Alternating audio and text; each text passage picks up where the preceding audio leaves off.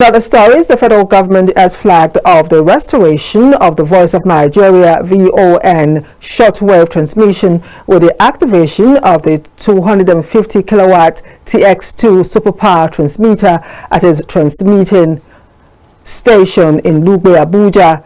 Information and National Orientation Minister Mohammed Idris, represented by the Permanent Secretary Ogbodo Chinasa, who led the flag-off ceremony, described the development as a milestone in reviving one of Africa's largest and most powerful transmitting stations, now being modernized with digitally compatible technology.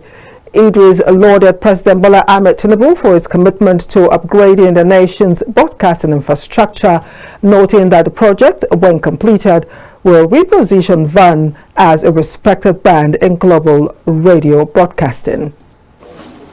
Today marks a significant moment in the history of the Voice of Nigeria as we commence the revival of the largest and most powerful transmitting station on the African continent, now equipped with the most modern, digitally compatible technology. As we take this giant step to flag off the contract for the restoration of Voice of Nigeria's shortwave transmission using the 250 kilowatt superpower transmitter, upon completion of this project, the fully reactivated Voice of Nigeria transmitters will transform the landscape of terrestrial broadcasting and position Voice of Nigeria as a respected brand in the global radio broadcasting for good.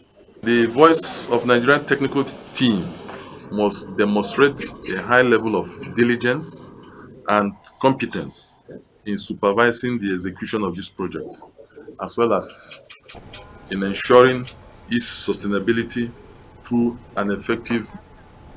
According to the Director General of Voice of Nigeria, the initiative also aims to revive the media institution, stressing that the ability to reach Nigerians across the world will strengthen the organization's intentional engagement with global audiences.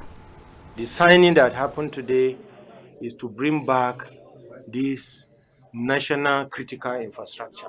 We're here to sign this in the open, because this institution, it's a national institution, and all we are doing here is on behalf of all Nigerians. We are just privileged to lead this institution. So we're here to let Nigerians know, but to also let the world know that the privilege and opportunity given to us by the President and Commander-in-Chief, we are determined, we are focused, we are intentional. We are proud of what has been done by our past leader, but we're also determined to revive it. Looking at the media landscape of Africa, there are over 60% of Africans that are listening to radio via terrestrial today.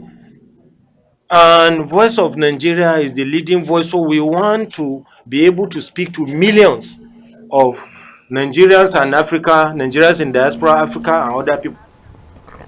The event focused on restoring Nigeria's broadcasting strength and reinforcing its global communication presence.